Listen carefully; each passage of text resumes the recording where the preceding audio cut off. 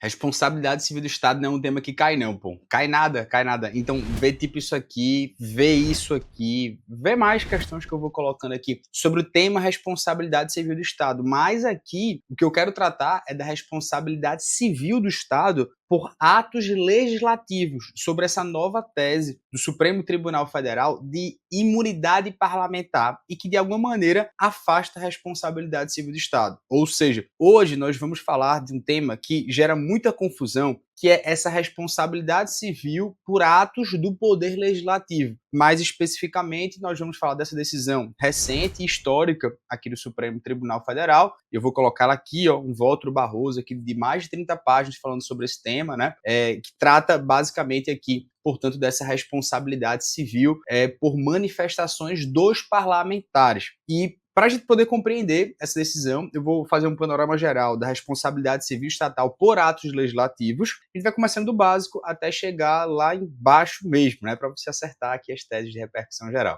Bom, eu me chamo Felipe Duque, sou professor aqui de Estratégia e Carreira Jurídica. Se você não se inscreveu no canal, não tô sendo chato não, tá? De verdade, dá uma moral pra gente aí, se inscreve, velho. Isso aí ajuda bastante, até pra verem sentido esse projeto que a gente tá fazendo. Então comenta aqui embaixo, verdadeiramente dá um trabalho danado pesquisar questões objetivas, discursivas, sintetizar o conhecimento, trazer e voltar, mas quando vê um comentário daquele assim, bicho, professor, valeu a pena, tá massa, a gente vai continuando a fazer esse projeto aqui, beleza? Bom, bora lá. Primeiro, a primeira coisa que você precisa saber é esta. Como regra geral, nós não temos responsabilidade civil do Estado por atos legislativos. Essa é a regra geral. E qual é o fundamento para essa conclusão? Isso é muito simples. As leis do Estado, via de regra, elas são atos de caráter geral e abstrato, ou seja, não produz efeitos individualizados. Então, essas são leis, geralmente são dirigidas à sociedade como um todo e não a particulares específicos. Então, pense bem, por exemplo, se toda vez que uma lei prejudicasse alguém, o Estado tivesse que indenizar, isso aqui seria um grande caos. Então, sei lá, uma lei que aumentou tributos, isso aqui prejudica contribuinte, tá? Mas o cara vai pedir a repetição do indébito, o dinheiro de volta, mas ser indenizado por ter feito uma lei, digamos assim, errada, né? Uma lei que proíbe, sei lá, determinada atividade econômica, né, de uma empresa.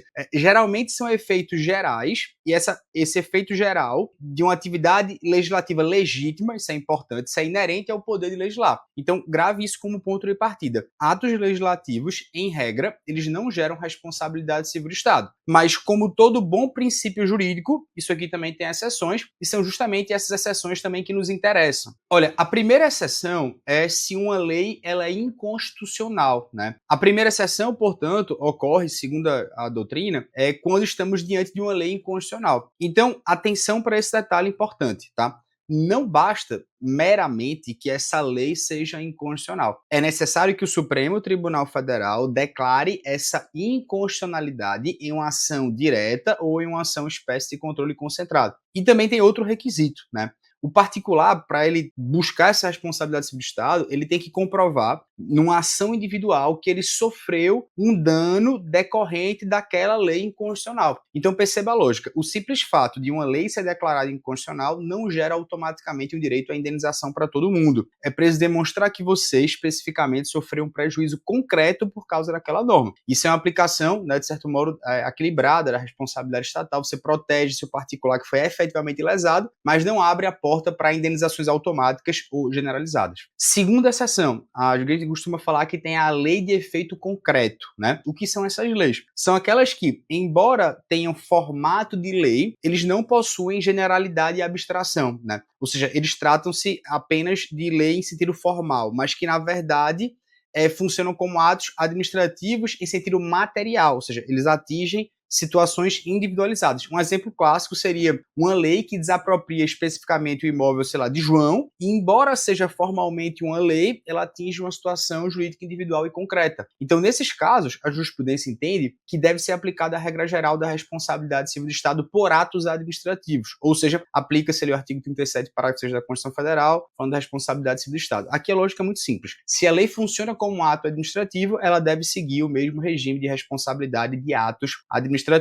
E a terceira exceção é quando há omissão legislativa. A terceira exceção tradicional é a omissão legislativa. O Estado pode ser responsabilizado quando há uma mora legislativa desproporcional. Mas aqui a gente precisa entender duas situações distintas. A primeira situação é quando a própria Constituição Federal estabelece um prazo para a edição de determinado ato normativo. Se esse prazo é ultrapassado e fica comprovado um prejuízo ao particular, o Estado sim pode ser responsabilizado por sua conduta inconstitucional de não legislar no prazo determinado. E a segunda situação é quando a Constituição Federal ela não estabelece um prazo para atuação legislativa. Então, nesse caso, a responsabilidade civil do Estado somente ocorre se reconhecido a mora legislativa por decisão judicial, por exemplo, no mandado de injunção, por exemplo, numa ação direta de inconstitucionalidade por omissão. Aí, após essa decisão, você abre o caminho aí para o particular comprovar qualquer tipo de prejuízo individual decorrente da omissão estatal, beleza? Bom, então vou organizar aqui numa tabela essas três situações tradicionais e numa tabela para ficar mais fácil para você identificar, beleza? Agora vamos tratar da nova exceção, né? Uma decisão do Supremo. A gente chega no ponto central da nossa controvérsia. O Supremo, num recurso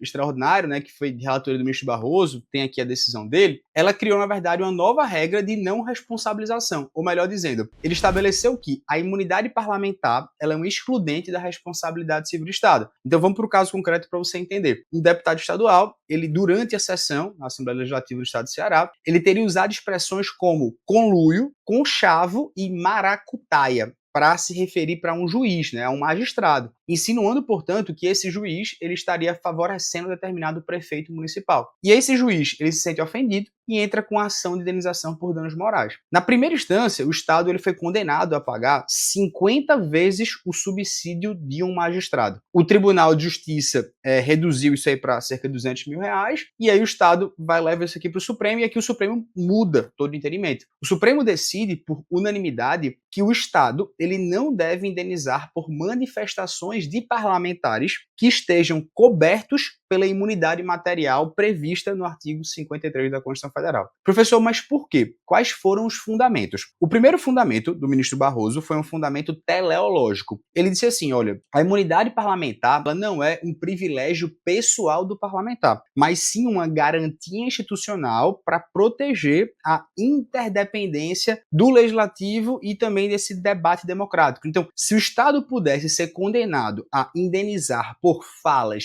que são protegidas da imunidade, haveria aqui um efeito indireto de censura. Então, o parlamentar poderia se autocensurar para evitar que o erário público arcasse com indenizações. Isso é o que chamamos de chilling effect, ou chilling effect. Enfim, o que você quiser, em inglês é terrível, né? Ou seja, como se você fosse um efeito resfriador do debate público. O segundo fundamento do ministro Barroso foi um fundamento sistemático. Ele falou, olha, a imunidade do artigo 53, ela funciona como se fosse uma norma especial, que limita o alcance dessa responsabilidade objetiva lá do artigo 37, parágrafo 6º da Constituição Federal, onde a Constituição Federal torna civilmente irrelevante opiniões, palavras e votos, não pode existir uma responsabilidade estatal. E o terceiro fundamento foi uma coerência interna. Se o Estado respondesse objetivamente por falas que são imunes, ele não poderia exercer o direito de regresso contra o parlamentar. Por quê? A própria Constituição torna aquela fala inviolável. Então isso criaria uma responsabilidade sem nenhum tipo de regresso, o que distorceria o sistema constitucional. Mas atenção aqui para um detalhe fundamental. E quando esse parlamentar ele extrapola os limites da imunidade, ele faz um xingamento, algo que vai muito além, sabe? Aí a situação ela muda completamente, segundo disse o ministro Barroso. Se a manifestação desse parlamentar ela for desvinculada do mandato, aí se houver, por exemplo, uma incitação a um crime, a um discurso de ódio, se houver um ataque às instituições democráticas ou imputações falsas com dolo, esse parlamentar ele responde pessoalmente. É isso mesmo, preste atenção. Nesse caso, a gente está falando de uma responsabilidade subjetiva, pessoal, direta e exclusiva do próprio parlamentar, não do Estado. Isso aqui é cheiro total de prova, tá? E aqui, para organizar a tabela, eu vou colocar as situações aqui para você ver do que a gente já viu com base nessa decisão aqui do Supremo Tribunal Federal e fazendo um grande resumo de tudo isso que a gente trabalhou aqui, beleza? Então, para resumir tudo que a gente viu, regra geral, não há responsabilidade civil do Estado por atos legislativos, porque as leis são gerais e abstratas, mas existem três exceções clássicas: lei inconstitucional declarada, lei de efeitos concretos e omissão legislativa reconhecida. E agora essa decisão do Supremo das manifestações parlamentares pela imunidade material não gera responsabilidade civil do Estado. Com atenção aqui, se o parlamentar extrapola esses limites, ele responde pessoalmente em regime de responsabilidade subjetiva. E aqui eu vou trazer algumas questões, né? Essa questão aqui de 2023 da VUNESP, de procurador do município de São José do Rio Preto, em que o gabarito aqui dessa questão foi letra B de bola, tá? Essa outra questão também na VUNESP, mas de 2015, né, tratando só essa alternativa, os cidadãos podem responsabilizar o Estado por atos parlamentares, ainda que eles tenham sido eleitos pelos próprios cidadãos, né? E aí o gabarito aqui foi errado, porque a regra geral é que você não tem responsabilidade, é irresponsabilidade nesses casos, somente se beirar aquelas exceções que a gente comentou. E aqui uma questão do MP-MS, né, falando para você dissertar de maneira fundamentada sobre a responsabilidade civil do Estado e sobre os desdobramentos em relação aos atos legislativos. E aí depois ele fala, bem como danos causados por obras públicas. Então perceba essa questão aqui também, que para o cara falar de atos legislativos e agora falar dos atos parlamentares, né, ele é um pulo, né? Então isso aqui é bem cara de prova. Comenta aqui se você gostou, fico feliz, agradeço aí pelo carinho e vamos lá.